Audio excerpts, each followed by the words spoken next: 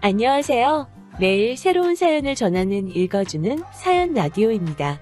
구독과 좋아요, 많은 공유 부탁드립니다. 오늘의 사연 시작하겠습니다. 안녕하세요. 딸아이를 키우고 있는 워킹맘입니다. 어디다 하소연할 곳도 마땅치 않고 그래서 여기에 오게 되었어요. 남편과는 서울에서 버스로 10분만 벗어나면 바로 나오는 경기권에서 거주하고 있어요. 할 수만 있다면야 저희도 서울에서 시작하고 싶었지만 당시 저희가 가진 돈이 많지가 않았거든요. 그래서 친정부모님의 도움을 받아 그나마 지금 사는 아파트에 들어올 수 있었습니다. 그리고 동네 자체는 마음에 쏙 들어요. 근처에 산도 있고 학군도 잘 되어 있는 데다가 당장 상권이 잘 조성되어 있다 보니 사는데 불편한 게 없거든요. 하지만 제가 육아휴직에서 복귀하고 얼마 되지 않아서 이직을 했는데 그러면서 출퇴근길이 멀어진 게 어떻게 보면 유일한 단점이라면 단점이네요. 전에는 남편과 마찬가지로 자가용으로 20분 정도면 출근을 할 수 있었거든요. 그런데 지금은 버스도 타야 하고 지하철도 타야 해서 운이 좋으면 1시간, 아니면 보통 1시간 20분씩은 걸립니다. 왕복으론 거의 3시간 가까이 걸리는 셈이지요. 그렇다 보니 집에 오면 말 그대로 파김치가 되어 있기 일쑤였어요. 사실 애만 아니었다면 이직할 일도 없었을 거예요. 원래 다니던 회사도 잘 다니고 있었고 월급도 많았던 건 아니지만 그렇다고 크게 부족하지도 않았거든요. 그런데 어머님 아버님의 성화로 저희 계획보다 이르게 아이를 갖게 되었습니다. 그리고 애를 키우는데 돈이 많이 든다는 건 알고 있었는데 그게 제 예상보다 훨씬 많이 들더라고요. 게다가 엄마 마음이란 게 제 자식이 남한테 치이는 꼴을 보고만 있을 순 없잖아요? 정말이지. 뭐라도 해줄 수만 있다면 더 해주고 싶고 그렇잖아요. 저도 별반 다르지 않았지요. 산후조리원에서 만난 여자들부터 시작해서 여기저기서 말이 들려오니까 하루라도 빨리 뭐도 가르쳐야 될 것 같고 옷도 먹는 것도 좀 더 좋은 걸로 챙겨주고 싶어지고 여러 가지로 조바심이 나더라니까요. 그런 와중에 복귀한 회사는 저를 어찌나 서럽게 하던지요. 비록 제가 대기업을 다니고 있던 건 아니어도 동네 구멍가게도 아니고 그래도 나름 직원 수도 100명이 넘고 연매철도 몇십억인 그런 곳이었거든요. 그런데 애엄마에 대한 인식은 아주 저질도 그런 저질이 없었습니다. 회사에 복귀하고 얼마 되지 않았을 때였어요. 사장실로 호출을 하길래 갔더니 퇴직금 얼마 챙겨줄 테니까 알아서 제 발로 나가라는 거예요. 자기는 애 문제로 자리 이탈하고 회사 일에 집중 못하는 그런 직원은 필요 없다면서요.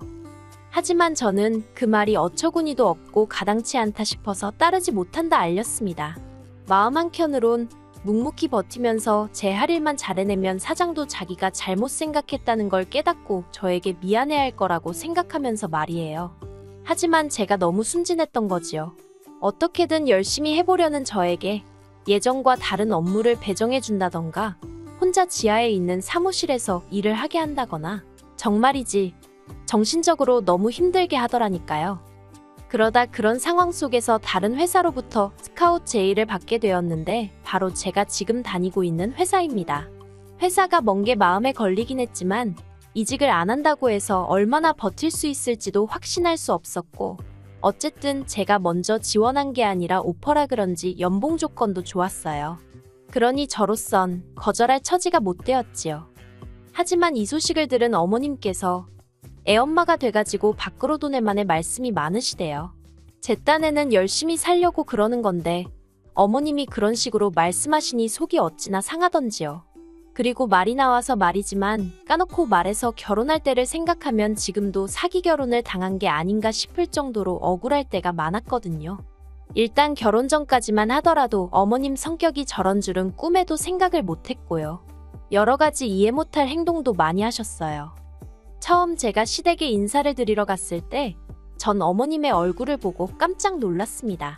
사람이 어떻게 살아왔는지 얼굴을 보면 다 드러난다고 하잖아요. 저희 어머님은 뭐라고 해야 할지 미운 주름이 많으셨어요. 인상 쓸 때 생기는 미간주름이라던가 처진입꼬리 주름이라던가 그런 거요. 게다가 말씀도 어찌나 괄괄하게 하시는지 보통은 아니겠구나 싶었지요. 하지만 어쩐 일인지 어머님은 결혼식도 혼수도 전부 다 저희들더러 알아서 하라시며 전혀 간섭도 안 하셨고 연락을 자주 해라 마라 그런 것도 없으시대요. 그래서 전속으로 사람이 생긴 것만 보고는 모른다더니 정말 그렇구나 하고 생각했답니다. 그런데 문제는 결혼식이 임박할 때까지도 처음에 저희 결혼에 보태주시기로 한 5천만 원에 대해서 이렇다 저렇다 말씀이 없으신 거예요. 저는 저대로 돈 이야기다 보니 껄끄러워서 눈치만 살피고 있었고요. 그러다 답답한 마음에 여쭸더니 덜컥 제 손을 잡으시곤 당신 사정을 길게도 늘어놓으시대요. 그리고 그때는 식은 코앞이지. 어머님하고는 그럭저럭 정도 들었지. 그래서 제가 냉정하게 상황 파악을 못하고 남편이랑 상의 끝에 어머님이 해주신다던 돈은 대출을 받아서 해결했답니다. 그렇다 보니 결혼식을 올리고 나서도 한동안 애 가질 생각은 꿈도 못 꿨지요. 그런데 결혼한 지 1년도 안 돼서 아버님이 쓰러지시고 이래저래 집안에 일이 좀 있었어요. 그러니까 어머님이 하루빨리 손자라도 아버님한테 안겨드려야 하지 않겠냐며 그렇게 밤이고 낮이고 저를 닥달을 하시는 거예요. 남편도 남편대로 마음이 급한 눈치였고요. 그리고 그때 남편이 분명히 했던 말이 아이만 낳으면 어머님이 애도 봐주시고 여러모로 도움을 많이 주실 거라 했습니다. 솔직히 친정에 맡기기도 여의치 않았던 상황이라 그래 여러 가지로 좋은 일 한다 생각하자 마음을 먹었어요. 그렇게 지금 딸애를 갖게 되었고요. 하지만 이게 웬걸요. 막상 애를 갖고 나니까 어머님이 도와주시긴 뭘 도와주시나요? 입덧이라도 하면 그걸 가지고 애 가졌다가 유세하냐? 생색내지 말라 별소리를 다 하시대요.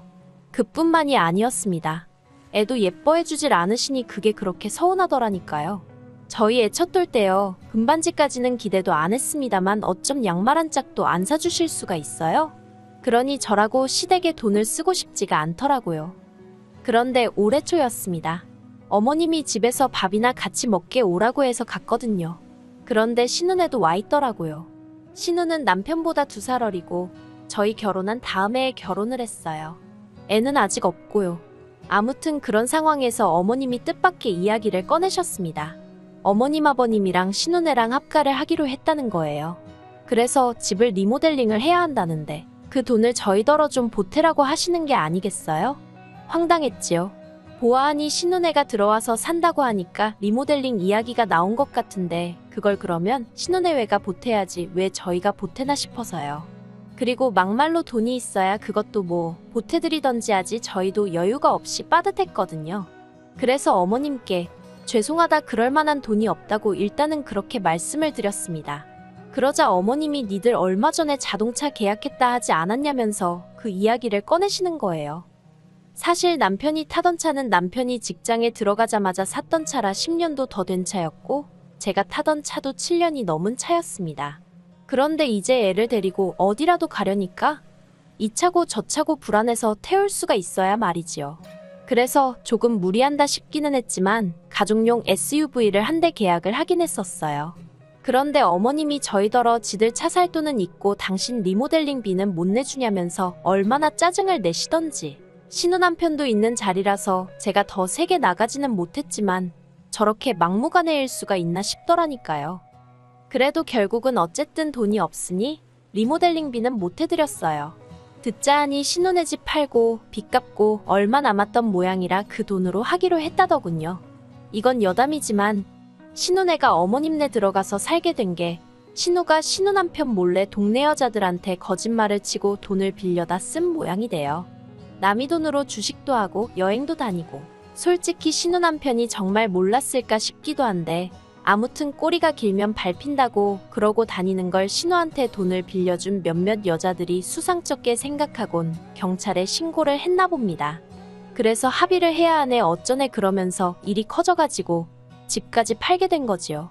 그나마 집이라도 한 채 있었으니 망정이지. 그리고 저희 어머님도 대단하다 싶은 게 그런 와중에도 남는 돈으로 리모델링을 강행하시더라니까요. 그런데 리모델링을 시작할 무렵 어머님이 저희랑 상의도 없이 저희 집에 아버님이랑 오셨더라고요. 그리고는 공사기간 동안 가 있을 곳이 없으니 당연한 거 아니냐면서 저희 집에 한 달 정도 계시겠다는 게 아니겠어요? 어이가 없었지요.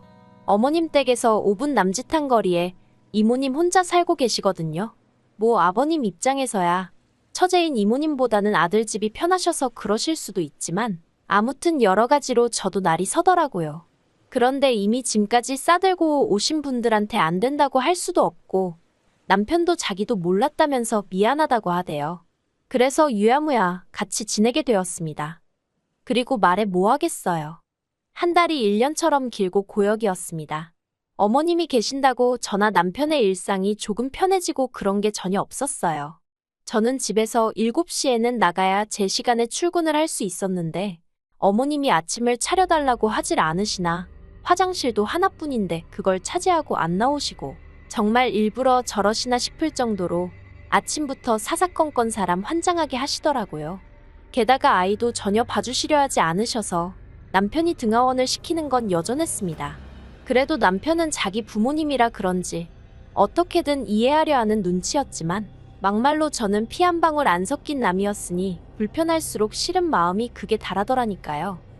그래도 시간이 흘러서 어머님 아버님은 리모델링을 마친 집으로 들어가셨습니다. 이제 다 끝났다. 숨 좀 쉬겠구나. 그게 제 머릿속에 처음 든 생각이었어요.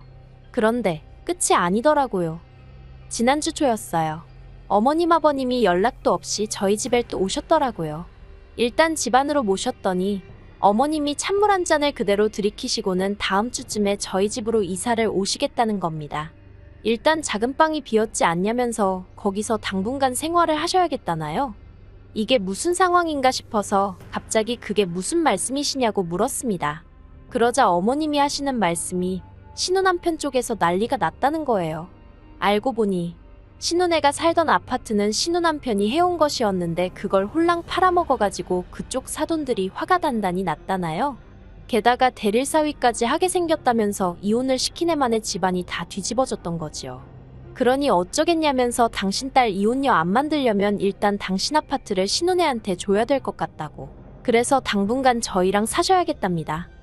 제가 그것 말도 안 된다고 했어요. 신우가 사고를 쳐서 이 사단이 난 건데 왜 제가 피해를 봐야 하냐고요. 그러자 어머님께선 저더러 시부모랑 사는 게 피해를 보는 거냐면서 제 말꼬리를 잡고 늘어지셨습니다. 저더러 그렇게 안 봤는데 아주 못돼 처먹었다면서 가족끼리 서로 돕는 거지. 너는 그런 것도 안 배웠냐고요. 저라고 할 말이 없었겠어요? 어머님은 저희 뭐 도와주셨냐고 물었습니다. 하다못해 저희 집에 계시는 동안 저희의 등하원 한 번 안 해주시고 애 옷 한 번 갈아입혀 주신 적 없지 않냐고요. 그렇다고 뭐 살림을 도와주셨어요. 반찬 하나를 해주셨어요. 계시는 동안 상전 노릇만 제대로 하고 가셨잖아요. 그런데 어떤 며느리가 좋다고 합가를 한다 들겠냐고 아주 생각나는 대로 막 따지고 들었네요. 그러자 옆에 있던 남편이 말이 너무 심한 거 아니냐며 저를 막더라고요. 솔직히 남편이라도 확실히 제 편을 들어줬다면 제가 그래도 화가 그렇게까지 나진 않았을 것 같아요. 그런데 남편이 저를 가로막는 순간 왜 시쳇말로 눈 돌아간다고 하잖아요. 제가 딱 그랬습니다. 남편더러 그러면 당신 혼자서 모시고 살든 말든 알아서 하라고요. 사위나 그쪽 사돈은 무섭고 나는 뭐 밟으면 찍소리도 못하고 납작 엎드릴 줄 알았냐고 내가 호구냐고 소리를 질렀지요. 그리고는 남편더러 당장 이 집 부동산에 내놓을 거라 했습니다. 아파트 계약 당시 대출을 제 이름으로 받으면서 명의도 제 이름으로 했는데 어휴 지금도 그때를 생각하면 천만 다행이다 싶어요. 아무튼 이후로도 남편은 계속해서 저더러 말을 가려서 하라면서 어쩌고저쩌고 아주 난리도 아니대요. 결국 듣다 못한 제가 먼저 이혼하자는 초강수를 뒀습니다. 그러자 남편이 콧방귀를 뀌더라고요. 그리고는 한다는 소리가 그럼 저더러 애는 못 보고 살 줄 알라는 거예요. 시부모 모시기 싫어서 이혼하겠다 나서는 주제에 설마 애 욕심을 낼 건 아니지 그러면서 저더러 며느리로서 자격도 없고 엄마로서도 자격도 없다나요? 그래서 그러라 했습니다. 솔직히 정말로 애를 안 보고 살 자신은 없었지만 평소에 제가 딸이라면 사족을 못 쓰는 걸 아는 남편이었으니 딸의 빌미로 저를 겁주려는 거였거든요. 그리고 제가 보인 뜻밖의 반응에 아니나 다를까 남편이 꽤나 당황한 눈치였습니다. 저는 남편에게 양육권이고 친권이고 당신이 다 가지고 어머님 아버님 잘 모시고 자식 노릇하며 살라 했어요. 나는 대신 이 집만 있으면 된다고요. 그러자 어머님도 이게 아닌데 싶으셨는지 한 발 물러나시면서 딸이고 아들이고 다 이혼하게 생겼다며 나오지도 않는 눈물을 쥐어짜시더라니까요. 저는 남편에게 어머님과 나 둘 중 하나를 선택해라 그런 소리는 안 하겠다 했습니다. 대신 어머님을 바라보고는 어머님께 신혼애한테 생긴 문제는 그쪽에서 알아서 해결하게 하시고 어머님은 어머님 집이나 잘 지키시라 했어요. 그렇게 하셔야 어머님 아들도 잘 살 수 있는 거라면서 아들 며느리가 호구가 아니라는 것 좀 알아달라 했지요. 그러자 남편도 제 말에 수긍을 하며 어머님께 별 수 없지 않느냐고 걔들 문제는 걔들더러 알아서 하라고 해. 그러대요. 그렇게 일단은 저희 집에 평화가 찾아오긴 했어요. 솔직히 얼마나 갈지는 두고 봐야 알겠지만요. 남편도 자기가 장남이다 보니 어머님 아버님을 챙겨야겠다는 생각이 들어서 순간 자기가 저에게 말을 심하게 했다며 미안하다 사과해왔습니다. 하지만 말이라는 게 한번 엎어지면 주워 담을 수 없다고 제가 받은 충격과 상처가 한 번에 괜찮아지진 않더라고요. 그래서 지금 남편이 무척 꼴보기 싫은 상황이긴 하네요. 그래도 뭐 애 아빠고 그동안 저에게 잘해왔으니 한 번 더 기회를 줄 생각입니다. 어머님은 이후로 저에게 연락은 따로 안 해오고 계세요. 그리고 신혼에는 별거를 시작했다대요. 신우 남편은 자기 본가로 갔고 신우는 신우대로 어머님 아버님하고 지내고 있어요. 그래서 신우가 저나 저희 남편을 원망하는 눈치긴 한데 그거야 뭐 솔직히 그러던지 말던지 관심은 없습니다. 저는 제 가정이 소중하지 신우 가정까지 챙겨줄 여력도 없고 능력도 안 되거든요. 어떻게 끝내야 할지 모르겠습니다만 제가 하고 싶은 말은 가끔은 생각보다 더 세게 나가야 원하는 바를 얻을 수 있는 것 같다는 거예요. 앞으로도 어머님의 억지에 휘둘리지 않고 제 가정을 지키며 살아가 보겠습니다. 긴 이야기 들어주셔서 감사합니다. 오늘의 사연은 여기까지입니다. 구독과 좋아요, 알람 설정해주시면 앞으로 더 좋은 사연으로 찾아오겠습니다. 감사합니다. 안녕하세요. 매일 새로운 사연을 전하는 읽어주는 사연 라디오입니다. 구독과 좋아요, 많은 공유 부탁드립니다. 오늘의 사연 시작하겠습니다. 안녕하세요. 결혼한 지 3년차 30대 주부입니다. 얼마 전 어머님의 말도 안 되는 억지로 인해서 시댁과는 연을 끊게 되었어요. 그나마 믿고 살던 남편이란 작자도 결정적인 상황에선 별 도움도 안 되대요. 다른 부부들도 저희 부부처럼 이 꼴 저 꼴 봐가면서 사는 걸까요? 지금 이렇게 사연을 쓰는 순간에도 어이가 없어서 한숨만 나옵니다. 남편하고는 오래전부터 친구의 친구라고 해야 할까 가깝지는 않았어도 그럭저럭 소식은 전해들을 정도로 알고 지낸 사이예요. 그러다 사회생활을 시작하고 얼마 지나지 않아서부터 남편이 먼저 연락하고 찾아오고 적극적으로 대시를 해왔지요. 그리고 제 입장에선 남편이 그러는 게 싫지 않았어요. 남편 외모 자랑을 하자는 건 아니지만 그래도 그때는 남편이 키도 크고 인물도 나쁘지 않았거든요. 거기다 대기업을 다니고 있었고요. 성격이야 뭐 사실 저한테 너무 잘해주니까 자동으로 친절하고 상냥한 사람, 배려심 있는 사람 그렇게 받아들였던 것 같아요. 그런데 그렇게 인연을 만나고 결혼 허락을 받으러 시댁에 갔던 날입니다. 남편을 뒤따라 시댁 현관에 들어서는데 직감적으로 저를 환영하지 않는다는 분위기가 느껴지대요.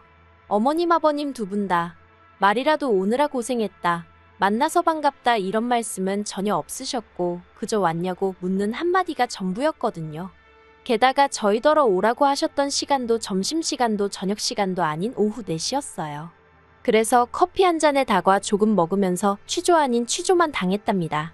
어머님은 제가 대학을 다닐 때 공부를 못한 건지 그게 아니라면 왜 고작 중소기업을 다니고 있는 건지 그런 질문들을 하셨지요. 제가 중소기업을 다니고 있던 이유는 단순했습니다. 원래는 아버지가 하시는 공장을 물려받으려고 했는데 나이도 어리고 사람들이 보는 눈도 있잖아요. 그러니 아버지께서 먼저 당신 지인의 회사에서 일을 좀 배우고 오라셨거든요. 대신 제가 다니던 회사의 대표는 당신 자녀를 저희 아버지 회사로 보내셨고요. 그런데 이 이야기는 사실 남편에게도 결혼 전에는 한 적이 없어요. 괜히 부잣집 딸이네 어쩌네 뒤에서 말 나오는 게 싫고 부담스러웠거든요. 그리고 그날 어머님은 저에게 전혀 호의적이지 않으셨으니 더욱이 저는 그런 이야기는 하고 싶지 않았습니다. 물론 어쩌면 제가 아버지 공장 이야기를 했다면 오히려 어머님 반응이 달라졌을지도 모르겠어요. 남편과 결혼해서 겪어본 어머님은 태세 전환이 정말 빠르셨거든요. 아무튼 결국 그날 어머님이 저와 남편의 결혼을 허락해 주시긴 하셨어요. 그런데 제가 하고 싶지가 않아졌네요. 혼수며 예물이며 어머님이 내거신 조건도 지나치다 쉽게 많았고 무엇보다 말끝마다 중소기업 다니다가 애핑계로 회사 때려치면 대기업 다니는 당신 아들이 저를 먹여 살려야 되는 거 아니냐며 생각만 해도 당신 아들이 불쌍하고 손해보는 결혼이라나요.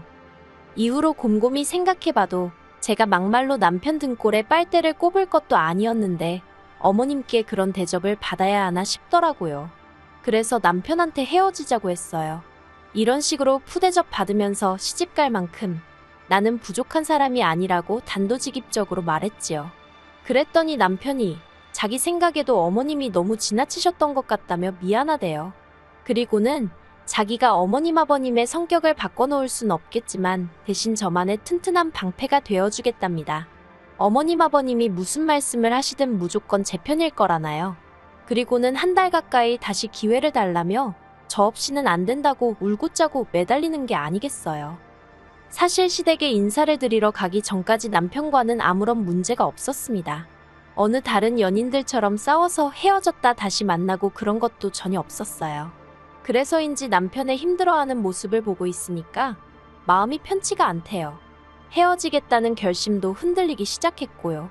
결국 남편이 중간에서 중재를 해 남들이 봤을 때 이상한 말 나오지 않을 만큼만 혼수와 예물을 해서 남편과 결혼했습니다.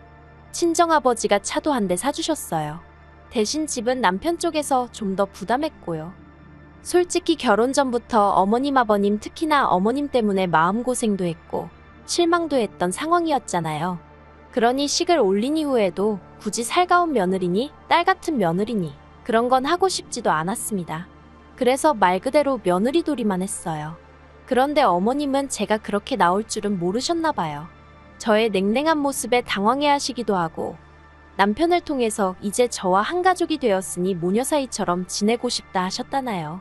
남편은 그런 어머님의 말씀을 저에게 전하면서 꽤나 감격한 듯이 한다는 소리가 자기가 바라던 고부 사이랍니다. 아무튼 이후로 어머님께선 하루에 적어도 한 번은 저에게 연락을 하시기 시작하셨어요. 그래봤자 전화 내용은 당신 아들은 퇴근을 했는지 밥은 먹었는지 저에 관한 건 하나도 없었지만요. 그래서 남편더러 어머님께 당신한테 직접 전화해서 물어보시라고 얘기 좀 해달랬거든요. 그런데 남편이 한다는 소리가 어머님 딴에는 저랑 친해지고 싶으신데 무슨 말을 해야 할지 모르겠으니 그러시는 거 아니겠냐며 어머님께 시간을 좀 드리라는 겁니다. 하지만 그뿐만이 아니었어요. 결혼 전에 저에게 그렇게 상처를 주셨던 건 잊으신 건지 걸핏하면 저희 집에 연락도 없이 찾아오셔서는 커피 마시자 쇼핑 가자 하시는데 미치겠더라고요. 그리고 솔직히 아무리 제가 며느리돌이만 하겠다고 마음을 먹은 상태였지만 집까지 찾아오신 어머님을 내쫓을 만큼 매정하진 못했어요. 그래서 어쩔 수 없이 몇 번 같이 카페고 백화점이고 동행해드렸지요. 그런데 언젠가부터 당신 마음에 드는 게 있으면 그렇게 저한테 사달라는 식으로 나오시는 게 아니겠어요. 하시는 말씀이 다른 집 딸들은 친정엄마한테 이런 것도 사주네 어쩌네 하면서 말이에요. 저야 속으로는 어머님이 제 친정엄마시냐고 소리를 지르고 있었지만 차마 대놓고 말은 못하고 솔직히 몇 번 울며 겨자 먹기로 사드린 적도 있네요. 그러다 결혼한 지 2년이 넘어가면서는 저도 요령이 생겨서 어머님과의 사이에 확실히 선을 긋기 시작했어요. 그리고 그 무렵이었습니다. 남편에게는 2살 아래의 작은 식당을 운영하고 있던 남동생이 있거든요. 그런데 그 남동생, 그러니까 도련님에게 여자친구가 생겼더라고요. 솔직히 남편하고 피를 나눈 형제라지만 저희 남편과는 달리 성질머리가 보통이 아니에요. 그런데 여자친구가 생겼다는 소식을 듣고는 집신도 짝이 있다더니 정말 옛말 틀린 거 하나 없다 싶었지요. 아무튼 도련님에게 여자친구가 생겨서 저에게 좋은 점도 있었어요. 결혼 전 저희 남편의 경우 어머님 아버님이 남편에게 여자친구가 있다는 걸 아시고는 그렇게 몇 번이고 소개 좀 시키라고 난리셨다고 들었습니다. 하지만 신중한 성격의 남편은 행여 제가 부담을 느끼게 될까봐 그 부분에 있어서 굉장히 조심스러워했거든요. 반면에 도련님의 경우 여자친구가 생겼다는 이야기도 사귀기 시작한 지 한 달 만에 자기 입으로 하대요. 그리고 이후로 시댁의 명절이라던가 어머님 아버님의 생신처럼 모여야 하는 자리가 있으면 여자친구를 데리고 나오기 시작했고요. 도련님 말로는 돈 꽤나 만지는 집안의 딸이라 했습니다. 그 말이 사실인지 실제로 시댁에 올 때마다 한우에 홍삼에 바리바리 싸들고 왔어요. 다만 말수가 워낙 없고 성격이 뭐라고 표현해야 할까요? 카리스마가 있다고 해야 하나? 성격이 보통이 아닌 게 느껴졌지요. 하지만 어머님 눈에는 그런 건 안 보이고 그저 돈 잘 쓰는 예쁜 예비 며느리로 보였던 모양입니다. 그래서인지 얼마 전까지도 저랑 어떻게든 가까워지려고 하시던 어머님의 관심이 자연스레 도련님 여자친구에게 옮겨가더라고요. 가족들 다 모인 자리에서 도련님 여자친구한테 아가아가하고 부르시는 건 기본이었고, 제가 과일을 깎아두면 포크에 찍어서 먼저 그 여자친구 손에 쥐어주실 정도였다니까요. 그리고 솔직히 저도 사람인지라 그런 모습을 보고 기분이 좋을 리가 없었지요. 그러다 지난달이었습니다. 저희 집에 한우가 선물로 들어왔는데 남편이 시댁에 가서 어머님 아버님이랑 같이 가서 먹었으면 하더라고요. 전에도 종종 집에 선물로 먹거리가 들어오면 친정부모님과 먹기도 했었고 해서 흔쾌히 알겠다 했지요. 그런데 남편이 저에겐 말도 없이 도련님네도 불렀더라고요. 사실 도련님네가 온다고 해서 뭐 문제될 건 없었어요. 하지만 간단히 시부모님이랑 밥이나 한 끼 같이 한다는 생각이었는데 도련님의 그 여자친구까지 온다고 하니까 갑자기 가족 모임처럼 일이 커져서 살짝 부담스럽긴 했네요. 아무튼 도련님이 디저트로 케이크랑 와인을 사왔어요. 그리고 그렇게 모여서 제법 화기애애한 분위기로 식사를 했지요. 후식으로 도련님이 사온 케이크를 먹고 있을 때였습니다. 도련님이 너무 배부르다면서 너스레를 떨더니 옆에 있던 여자친구더러 어머님한테 깍두기 담고 된장찌개 끓이는 것 좀 배우라고 하는 거예요. 그러자 그 여자친구가 떨떠름한 표정으로 그게 무슨 소리냐면서 자기는 요리하는 거 별로 안 좋아한대요. 그리고는 먹고 싶으면 오빠가 어머님한테 배우면 되지 않겠냐고 한마디 하더라고요.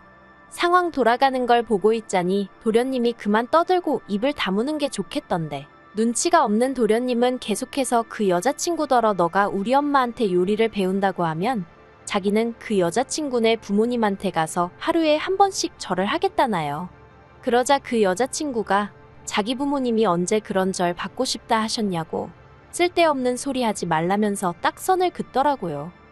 분위기가 어색해지려 하자 저희 남편이 안 되겠다 싶었는지 허허실실 웃으며 실없는 소리를 했어요. 그런데 도련님은 계속해서 입술을 내밀고는 툴툴거리고 있었습니다. 그러자 남편이 농담처럼 그만하라고, 너 그러다 진짜 차인다고 한마디 하대요. 그리고 얼마 후 도련님과 여자친구가 먼저 자리에서 일어났습니다. 여자친구가 다음에 또 뵐 일이 있을지 모르겠다면서 저에게 웃으며 인사를 하길래 저도 적당히 웃으며 응수했고요. 그리고 저희도 슬슬 자리를 일어나려고 하는데 남편이 어머님더러 깍두기 좀 싸달라고 하대요. 전 원래 어머님 깍두기 잘 안 먹어서 가져가도 그만 안 가져가도 그만이었거든요. 그런데 어머님이 갑자기 저를 쳐다보시더니 너는 집에서 뭐 하냐고 그래요. 황당해서 처음엔 무슨 소린가 싶어가지고 그게 무슨 말씀이시냐 했습니다. 그러자 저는 왜 어머님한테 깍두기 담는 법이고 뭐고 생전 하나 배우려고 드는 법이 없냐는 거예요. 그리고 거기에는 여러 가지 이유가 있었거든요. 첫째로 남편이나 저나 맞벌이다 보니 집에서 밥 먹을 일이 거의 없었고, 둘째로는 어머님 음식이 제 입에 안 맞아서예요. 남편이야 어머님 음식을 30년 넘게 먹었으니 맛있다고 느끼는지 몰라도 제 입엔 영 아니거든요. 더 까놓고 말하자면 어떤 때는 냄새도 역하게 느껴질 만큼 싫을 때도 있고요. 그래도 잘 먹는 사람한테까지 먹지 말라고 할 순 없었으니 어머님이 보내주시는 반찬이라던가 남편이 챙겨오는 건 냉장고에 넣어두든 어쩌든 별말 안 했습니다. 제 딴에는 최대한의 배려를 한 거예요. 그런데 뜬금없이 저더러 왜 당신한테 음식하는 걸 안 배우냐며 호통을 치시니 어처구니가 없었지요. 그렇다고 며느리가 돼서는 차마 어머님 자존심을 건들고 싶진 않았어요. 그래서 시간이 없었지 않냐고 대충 둘러댔네요. 그러자 어머님이 당신은 뭐 시간이 남아 돌아서 맨날 반찬에 대고 그러는 줄 아냐며 저더러 태도가 글러먹었대나 마음가짐을 고쳐먹여야 한다나 하면서 앞으로 아무것도 안 챙겨주실 거랍니다. 그래서 그냥 알겠다고 했어요. 주는 사람이 안 주겠다 하는데 뭐라고 할 말이 없었으니까요. 그런데 어머님은 한마디로 상황이 당신 뜻대로 굴러가지가 않아서인지 말도 안 되는 억지를 쓰기 시작하셨어요. 하시는 말씀이 그러면 당신 죽고 나면 당신 아들은 뭐 먹고 사냐는 거예요. 정말이지 어떻게든 제 길을 꺾어 놓으시려고 하시는 것 같은 어머님의 태도에 저도 짜증이 났어요. 그래서 설마 굶어 죽기야 하겠냐고 쏘아붙였네요. 그리고 그게 그렇게 걱정되시면 앞으로 일주일에 한 번씩 남편을 보낼 테니 옆에다 붙들고 깍두기부터 시작해서 하나씩 가르치시라 했습니다. 그랬더니 어머님께서 제가 당신을 가르치려 든다나요. 그리고는 기어이 지 남편 부려먹을 궁리를 한다면서 여자가 돼가지고는 남편 위할 줄은 모른다며 니네 엄마가 니네 아빠한테 그러냐는 거예요. 그 말을 듣곤 제가 속된 말로 정말 뚜껑이 열렸습니다. 그동안에도 아무 생각 없이 툭툭 말을 내뱉던 어머님이라서 제가 웬만한 말은 별 뜻 없이 하신 말이라고 스스로 납득하고 그냥 넘어갔던 게 한두 번이 아니었거든요. 그때마다 남편도 성에 차진 않았어도 제 편에 있었고요. 그런데 니네 엄마 니네 아빠라니 진짜 머리카락들이 쭈뼛 서는 것 같이 화가 치솟더라니까요. 그렇게 결국 어머님과 저 둘 다 언성이 높아졌어요. 어머님은 제가 당신을 존중을 한 해 한 해 난리를 치셨고 도련님 여자친구한테도 악영향을 끼칠까 무섭다 억지를 쓰셨습니다. 그래서 듣다 못한 제가 지금 이러시는데 어떻게 존중을 해드리냐고 따졌더니 이것 보라고 며느리가 시애미한테 덤비고 든다나요? 저는 다 필요 없다고 저희 부모님한테 니네 엄마 니네 아빠 그러면서 말씀 막 하신 거 당장 사과하시라 했어요. 하지만 당연히 저희 어머님이 그렇게 당신 잘못을 순순히 인정하실 분이 아니었지요. 어머님께서는 사과 같은 소리 한다면서 처음부터 수준도 안 맞는 저를 며느리로 들인 게 문제였다며 제 뒤통수에 대고 악을 쓰실 뿐이었네요. 결국 그렇게 어머님과 대판 싸우고 집으로 돌아왔습니다. 어머님에게도 화가 많이 났지만 무엇보다 가만히 있었던 남편을 용서할 수가 없더라고요. 현관을 들어서기가 무섭게 남편더러 당신은 입에 풀이라도 발랐냐? 어떻게 그런 상황에 내 편을 안 들 수가 있냐고 악을 썼어요. 그러자 남편이 한다는 소리가 어머님도 저도 둘 다 너무 흥분을 해서 자기가 끼어들면 큰일 날 것 같았다나요. 그리고는 내일이라도 다시 가서 어머님하고 차분하게 조근조근 이야기를 해보재요. 어머님도 저도 평소에 교양 있는 사람들 아니냐면서요. 어이가 없어서 아까 어머님 그러시는 걸 보고도 교양 소리가 나오냐 했어요. 그리고는 막말로 나는 이제 어머님 안 보고 살아도 상관없다 했습니다. 솔직히 말해서 어머님 안 보고 살면 저야 몸 편하지 마음 편하지 손해될 게 없잖아요. 그런데 남편은 그러면 중간에 고통받는 건 자기라면서 정말 자기를 그렇게 내버려 둘 거냐는 거예요. 그래서 당신도 나를 내버려 두지 않았냐고 그런 멍청한 소리를 할 거면 어머님한테나 가서 하라고 소리를 질렀지요. 어머님이 먼저 사과하기 전까진 달라지는 건 아무것도 없을 거라고 덧붙이면서요. 그러자 남편도 더는 아무 말도 못하더군요. 그리고 지금까지 시댁하고는 연락은커녕 문자 한 번 주고받지 않고 있습니다. 한편 남편은 저에게 정식으로 미안하다 사과를 해왔어요. 남편이 사과를 하게 된 결정적인 이유는 아이러니하게도 어머님 덕분이었고요. 사실 저는 어머님과의 언쟁 이후로는 단 한 번도 어머님에 관해서 입도 뻥긋하지 않았습니다. 어쨌든 남편의 어머니인데 그렇게까지 까가내리고 싶지는 않았거든요. 하지만 어머님은 그날 가만히 있던 저희 남편을 보고는 이때다 싶으셨던 건지 이후로도 계속해서 저희 남편에게 문자와 전화로 끊임없이 제 욕을 해대셨던 모양이에요. 그리고 그게 오히려 역효과를 불러왔습니다. 남편이 어머님 떨어 아무리 싫어도 한가족인 며느리를 이렇게까지 욕보일 수 있냐면서 정말 실망이라고 대놓고 말했다대요. 뿐만 아니라 남편이 어머님 떨어 저와 저희 친정부모님께 정식으로 사과드리라고 그렇지 않으면 안 보고 살겠다 했다나요. 게다가 그뿐만이 아니었습니다. 어머님과의 일로 마음이 복잡하던 그 시기에 어쩐 일로 도련님 여자친구로부터 연락을 받았거든요. 도련님한테 프로포즈를 받았는데 저희 시댁 가풍도 궁금하고 여자 대 여자로 솔직히 말해줄 수 있냐는 거였지요. 순간 못된 심보라고 하실지도 모르겠네요. 하지만 잘 됐다 싶었어요. 없는 말을 만들어낼 생각은 없었지만 있는 그대로 말이나 해줘야겠다 싶어 만나자 했습니다.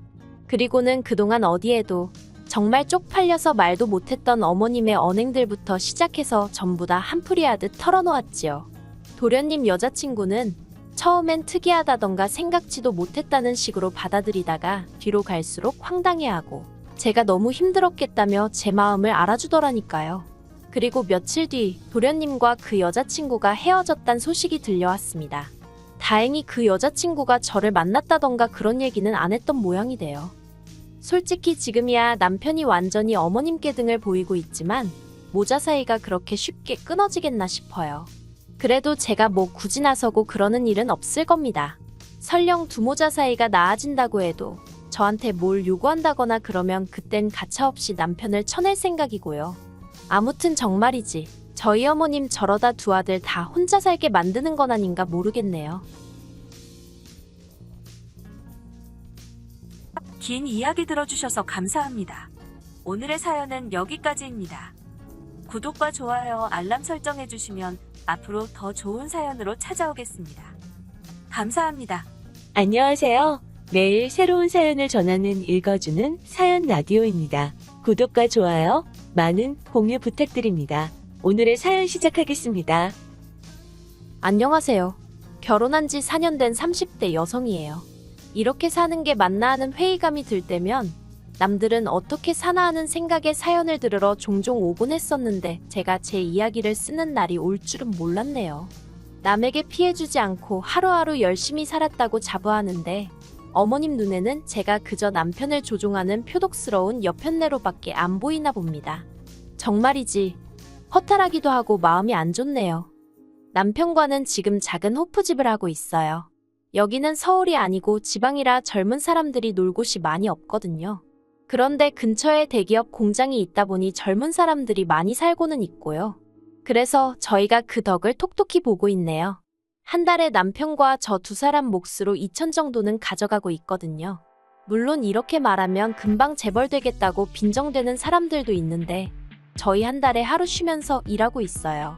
솔직히 저도 사람이니 때로는 너무 지치고 힘들어서 메뉴를 줄일까 쉬는 날을 늘릴까 별별 생각을 하곤 합니다. 하지만 또 통장에 찍히는 돈을 보고 있으면 그런 선택을 내리기가 쉽지 않네요. 처음 이 일을 시작할 때 돈으로 워낙 마음고생을 해서 그런 것 같아요. 사실 처음 결혼할 때만 하더라도 저희가 이렇게 장사를 하게 될 줄은 몰랐어요. 저는 저대로 남편은 남편대로 직장 생활을 하고 있었으니까요. 다만 제 직업은 그렇게 돈이 되는 일은 아니었습니다. 작은 출판사에서 그림작가로 일하고 있었는데 월급은 200 남짓이었고 그나마 외주 의뢰가 들어오면 40, 50 정도 더 버는 수준이었거든요. 반면에 남편은 3교대 생산직으로 월에 400 정도는 벌고 있었어요. 그래서 결혼할 때도 남편은 모아둔 돈이 1억 정도로 저희 2배 가까이 되더라고요. 하지만 결혼하고 얼마 지나지 않았을 때였습니다. 남편이 다니던 공장이 대대적으로 부서 개편을 했는데 그 과정에서 몇몇의 사내 조직이 문제가 되었던 모양이에요. 그리고 남편은 그 조직들 중 한 곳에 억울하게도 같이 일하는 팀장의 강요로 이름만 올리고 있었다는데 그게 화근이 되어 하루아침에 직장을 잃게 되었습니다. 결혼 당시 서로가 모아두었던 돈은 전부 다 집을 사는데 끌었었기 때문에 당장 다음 달부터 어떻게 먹고 살아야 할지 암담했어요. 그나마 결혼 생활을 하면서 다달이 제가 모아둔 돈이 있긴 했지만 언제까지 버틸 수 있을지 알 수 없었으니까요. 특히나 지역 특성상 대기업 공장은 남편이 다니던 곳 한 곳이 전부였거든요. 물론 작은 공장에 간다면 갈 수야 있었겠지만 월급부터 처우가 완전히 다르건 안 봐도 뻔한 일이었고요. 그리고 까놓고 말해서 그나마 월급이 적지 않았으니 3교대여도 참고 다녔던 거지. 옆에서 지켜보니 3교대로 일을 한다는 게 말처럼 쉬운 일이 아니었어요. 남편 얼굴은 늘 푸석푸석했고 생기가 없었으니까요. 그러다가 우연히 인터넷에서 어떤 호프집에 관한 영상을 보게 되었는데 직감적으로 이건 되겠다 싶더라고요. 그리고 이참에 나도 돈 안 되는 직장은 그만두고 진짜 한번 치열하게 살아보자 하는 생각을 하게 되었지요. 그래서 남편에게 장사를 해보자 했습니다. 당신도 나도 경험은 없지만 어떻게든 한번 해보자고요. 그런데 문제는 자본이었어요. 알아보니 최소한 7천만 원은 든다던데 그때 제 수중에 정말 영혼까지 싹싹 털어도 2천만 원이 최대였거든요. 사는 집을 담보로 대출을 받을래도 이미 받은 대출이 있어서 상황이 여의치가 않았고요. 그러자 남편이 하는 말이 어머님 아버님께 한번 부탁을 해보자대요. 이번만큼은 도와주실 거라면서요. 남편이 그렇게 생각한 데는 그럴 만한 이유가 있었어요. 사실 남편이 어려서부터 아주버님한테 많이 치여서 자랐거든요. 남편 말에 의하면 어머님이 아주버님 대학원 가야 한다고 남편더러 대학에 가지 말고 취직을 하라고 하셨답니다. 한 번에 자식 2명 학비를 내줄 능력은 못 된다면서요. 그리고 저희 남편 말이지요. 좋게 말하자면 사람이 순하고 남의 마음을 잘 헤아리는데, 즉 자기 밥그릇을 잘 못 챙겨요. 무슨 말이냐면 어머님 속상하실까봐 어머님께 싫다, 대학에 가고 싶다 소리를 못했다는 거예요. 그런데 왜 저희 어머님이 아주버님만 그렇게 싸고 도셨냐고요? 그건 아주버님이 태어나고 얼마 되지 않았을 때 크게 아프셨던 모양이에요. 시부모님 표현을 빌자면 아주 꼼짝없이 죽었구나 싶었다나요. 아무튼 그렇다 보니 어머님이 그날부터 지금까지 아주버님 일이라면 아주 열일 제쳐놓고 나서세요. 한마디로 꼼짝도 못 하시는 거지요. 그런데 대한민국이란 나라가 솔직히 대학물 안 먹은 사람이 성공하기 쉬운 곳은 아니잖아요.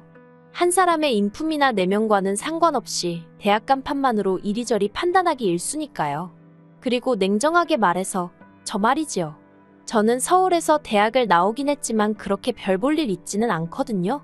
그런데도 사람들이 제가 졸업한 대학 이름만 듣고도 대단하다며 치켜 세워주는 일이 자주 있었습니다. 그리고 그럴 때면 정말이지 부끄럽기도 하고 몸둘 바를 몰라 했어요. 하지만 남편은 대학 간판이 없다 보니 구구절절 자기가 무슨 일을 하고 얼마를 벌고 설명을 해야 하는 일이 잦았고, 그럼에도 불구하고 무시를 당하는 일이 종종 있었다네요. 그래서 그 일로 어머님한테 서운한 마음을 갖게 된 거고요.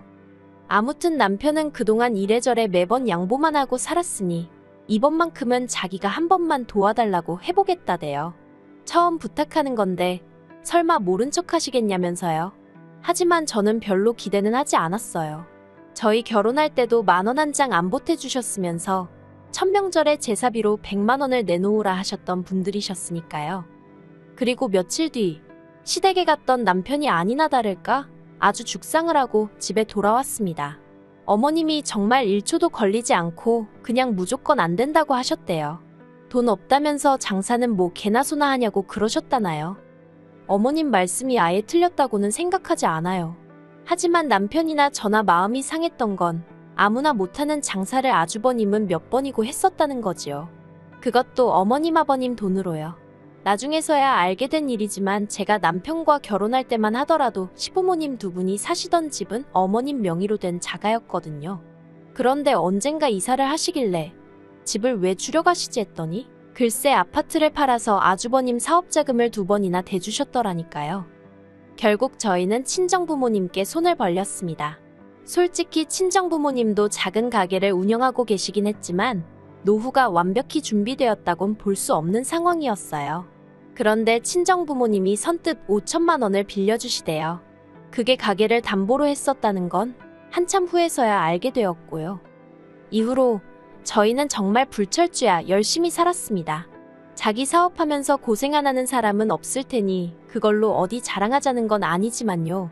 남편은 새벽 2시까지 가게를 지켰고 새벽 5시에 다시 장을 보러 나가는 일상을 반복했어요. 저는 저대로 집안일을 오롯이 떠안게 되면서 오전 내내 집 청소에 빨래에 밀린 살림을 하고 점심부터는 남편과 함께 가게를 지켰습니다. 그러니 돈이 안 벌릴 수가 없었고 쓸 시간이 없었기에 자연스레 모이는 상황이었지요.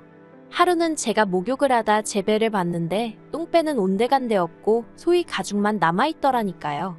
남편 얼굴도 들여다보니 남편도 남편대로 정말 얼굴이 반쪽이 됐더군요. 정말 고생을 많이 했어요. 그리고 지난해 저희는 친정부모님께 빌린 돈도 갚았을 뿐만 아니라 가게도 확장을 하게 되었습니다. 어머님도 어떻게 아셨는지 연락을 해오셨는데 알고 보니 남편이 어머님께 보란듯이 자랑하고 인정을 받고 싶었는지 먼저 연락을 한 모양이더라고요. 그리고 그때부터 어머님의 태도가 눈에 띄게 달라지대요.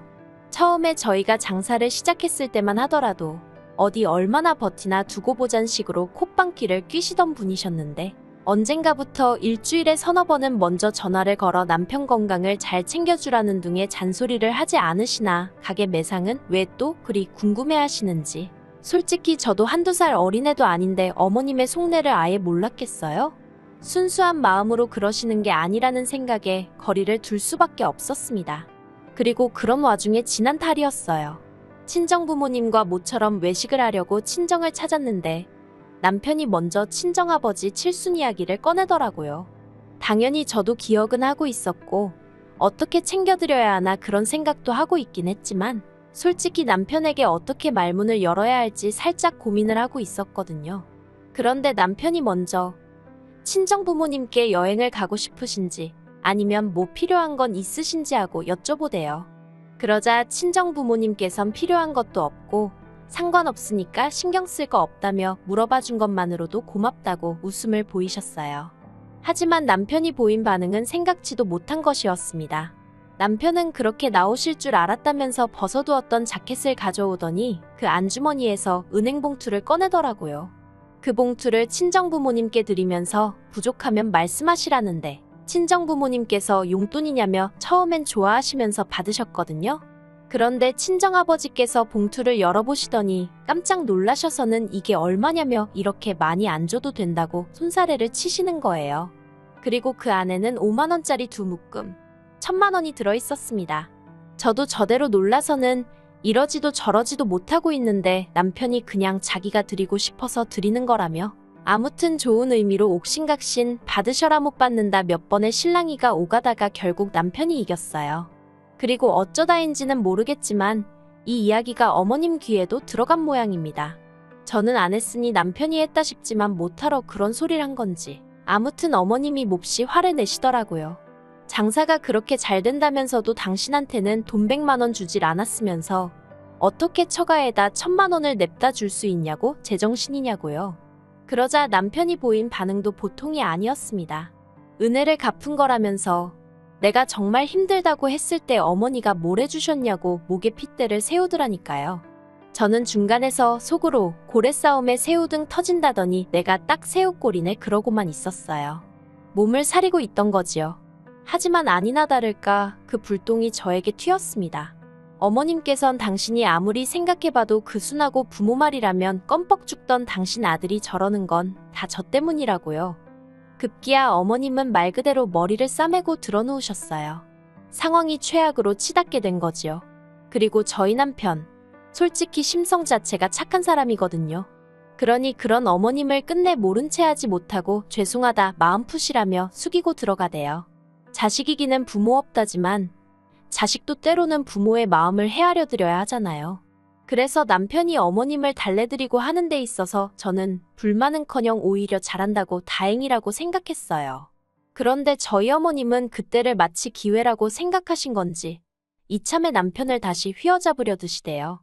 남편더러 장사하는 데서 저를 빼고 아주버님을 데리고 하라셨거든요. 제가 남편한테 나쁜 영향을 주는 것 같다면서요. 남편은 그런 어머님께 제가 아니었으면 이만큼 해내지 못했을 거라고 여기까지 오지도 못했을 거라고 몇 번이고 설명을 드렸답니다.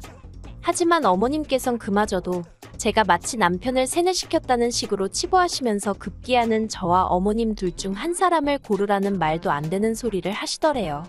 남편이 그런 게 어딨냐고 말도 안 되는 소리 좀 하지 마시라고 했는데도 계속해서 한 사람만 고르라고 강요를 하셨다나요. 그래서 남편도 결국엔 그러면 자기를 믿고 시집온 저를 골라야 하지 않겠냐고 그랬고요. 그리고 그런 남편의 어머님이 화가 단단히 나셔서 그런 건지? 아니, 솔직히 무슨 정신으로 그러신 건지 지금도 정말 모르겠는데 말이지요. 글쎄, 저희 친정에 연락을 하셨더라니까요. 어머님이 저희 친정어머니더러 사위가 못 빠지게 일해서 번 돈인데 그렇게 홀랑 가져갈 수 있냐면서 양심도 없다고 당장 당신 계좌로 돈을 돌려보내라 하셨답니다. 당신이 저희한테 돌려주시겠다면서요. 정말이지. 저희 친정어머니가 상황 설명을 하시는데 목소리가 덜덜덜덜 떨리는 게 전화기 너머로 생생하게 느껴지대요. 친정부모님께는 어머님 말씀은 무시하시라 했지만 속에서 부글부글 화가 끓어올라서 미치겠더라고요. 그 길로 남편에게 어머님이 보이신 언행을 전했고 남편은 미안해서 어쩔 줄 몰라 했습니다. 자기도 자기 어머니가 경우가 없으신 건 알고는 있었지만 그 정도일 줄은 몰랐다면서요. 그리고는 바로 저희 친정을 찾아서는 죄송하다고 몇 번이고 머리를 숙이는데 저희 친정부모님이 괜찮다 하셨지만 솔직히 남편에게도 친정부모님에게도 무척 불편한 상황이었지요. 저는 저대로 친정부모님 마음 상하셨을 걸 생각하니 남편 잘못이 아닌데도 남편이 꼴도 보기 싫었고요. 며칠 뒤 저희 부부는 시댁으로 향했습니다. 어머님께 저희 친정부모님께 경우 없이 행동하신 거에 대해서 사과해달라고 정중히 부탁드렸어요. 저희 친정부모님 마음도 상하셨고 사위로서 어머님 아들 체면도 살려주셔야 할 거 아니냐고요. 그런데 저희 어머님이 보이신 반응은 가관이었습니다. 마누라한테 눈 돌아간 자식 체면을 당신이 왜 챙겨줘야 하냐면서 그렇게는 못하신다 하셨거든요. 그러자 남편이 정말 이대로 영 끊어도 좋다는 거냐며 목소리를 높였고 어머님은 어머님대로 영 끊으려면 끊으라고 당신은 아쉬울 것 없다는 막말을 퍼부으시대요. 그렇게 어머님과 남편 사이는 틀어질 대로 틀어져 버렸습니다. 저나 남편은 그저 가게가 안정되고 먹고 살만해지면 양가 부모님 잘 챙겨드리면서 살고 싶은 마음뿐이었는데 어쩌다 일이 이 지경이 된 건지 모르겠어요. 하지만 남편은 남편대로 그간 아주버님에게 치여서 자란 것도 억울한데 자기가 제일 힘들 때 어머님이 자기를 모른 채 한 게 그렇게 잊혀지지가 않는다고 하더라고요. 솔직히 남편 마음에 진 응어리를 제가 감히 어떻게 풀어라 마라 할 수 있겠어요? 그저 하루빨리 어머님이 먼저 남편에게 손 내밀어 주시길 바랄 뿐입니다. 아, 그리고 친정부모님은 결국 그 1,000만 원을 돌려주셨어요. 어떻게 돌려줄지 고민 중에 이런 일이 생겼다며 무척 씁쓸해하시대요. 그래서 지금 남편과 어떻게 더 큰 선물을 해드릴지 이야기 중이에요. 솔직히 친정에 잘해주는 남편을 보고 있으면 고맙기도 하고 한편으론 시부모님 생각에 마음이 무겁기도 하고 제 입장에선 참으로 복잡할 뿐입니다. 그래도 제가 함부로 나설 자리는 아닌 것 같아서 조용히 있으려고요. 긴 이야기 들어주셔서 감사합니다. 오늘의 사연은 여기까지입니다. 구독과 좋아요, 알람 설정해주시면 앞으로 더 좋은 사연으로 찾아오겠습니다. 감사합니다.